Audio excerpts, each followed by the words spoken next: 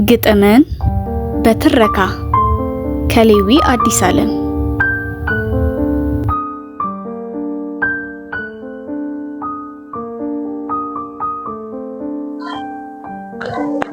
ሙዚቀኛዋ ከሌዊ አዲስ ዓለም።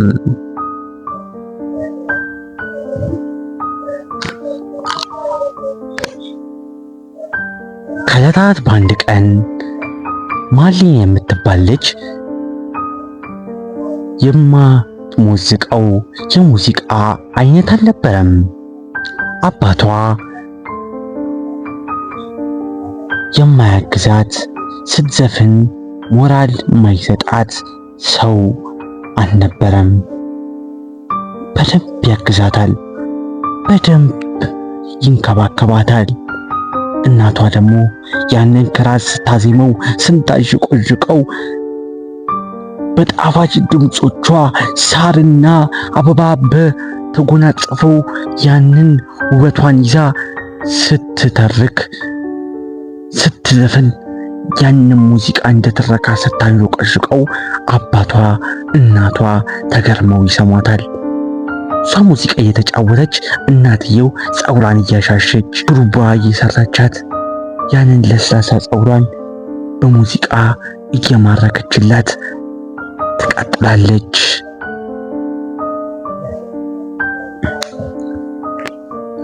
በመቀጠልም ማርሊን በቫዮሊን፣ በጊታር፣ በክራር፣ በአኮርዲዮን፣ በከበሮ በመሳሰሉት የሙዚቃ መሳሪያ በመጫወት አባቷን እና እናቷን በመቀጠልም የሰፈርን ሰዎች ህዝብ ታዝናናለች። ለምሳሌ የአስቴር አወቀን፣ የማህሙድ አህሙድን በሴት ድምፅ እያስመሰለች በራሷ እየቃኘች ትዘፍናለች። ሙዚቀኛዋ በመቀጠልም እቺ ሙዚቀኛ የተለያዩ ሙዚቃዎችን ለምለም ስፍራ ውስጥ ቤቷ ውስጥ ለአባቷ፣ ለእናቷ፣ ለሰፈር ጎረቤቶቿ በሙላ አድርሳ ስታበቃ በስተመጨረሻ ማርሊን አንድ ሰው ትተዋወቃለች። ንጉስ ቻርልስ፣ ኪንግ ቻርልስ ይባላል። ይህንን ኪንግ ቻርልስ እዚህን የንጉሱን ዝና ስለሰማች እሱ ቤተ መንግስት ጀርባ ባለው ለምለም ስፍራ ውስጥ ክራር ሙዚቃ የታጀበ በጊታር በድምጿ የተለያዩ ሙዚቃዎችን ትይዝና ሄዳ ትጫወትለታለች። ንጉሱ አረፍ ይላል፣ ይጫወታል፣ ይደሰታል። አንድ ቀን እንደዚሁ እንደለመደችው ልትጫወት ወይም ሙዚቃውን ልታሰማው ልታንጎራጉርለት ስትፈልግ የራሷን ስልት ትጠቀማለች።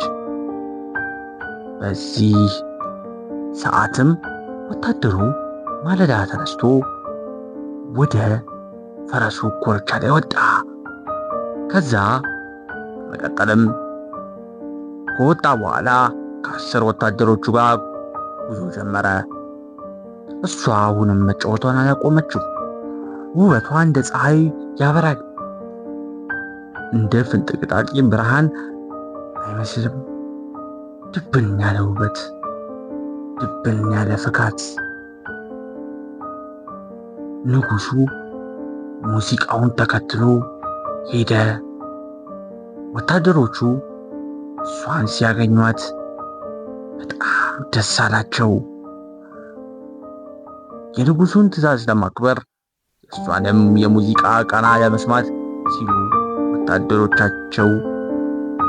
ወታደሮቹ ወደ ግዛቱ መጉረፍ ጀመሩ። ከዛስ ምን ይፈጠር ይሆን? እና አሁን ደግሞ የሚፈጠረው ለምለም ስፍራ ውስጥ ከደረሱ በኋላ አዩዋት። ንጉሱ ሲያያት በጣም ተደሰተ። በጣም በመቀጠልም እጁን ወደ ላይ አንስቶ በራሻኛ እንዲህ አለ። ቲክራሲፊያ አላት።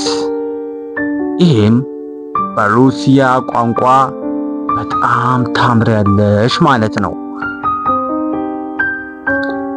ይህንንም ያለበት ምክንያት እሱ ከራሽያ ወደ ኢትዮጵያ ንግስቲቷን ፍለጋ ስለመጣ ነው። ሙዚቀኛዋ ክፍል 1 ይህንን ይመስል ነበር። አዘጋጅና አቅራቢ ሌዊ አዲስ ዓለም። የመግቢያ ሙዚቃ እና የመግቢያ ድምጽ ቤዛዊት ለማ። ግጥምን በትረካ ይቀጥላል። እኔ አዘጋጁ ሌዊ አዲስ ዓለም አብሬያችሁ ቆይቼ ነበር። እስከ ፕሮግራማችን ፍጻሜ ድረስ አብራችሁ ስለቆያችሁ አመሰግናለሁ። ግጥምን በትረካ ይቀጥላል። ድርሰትና አዘጋጅ ሌዊ አዲስ ዓለም።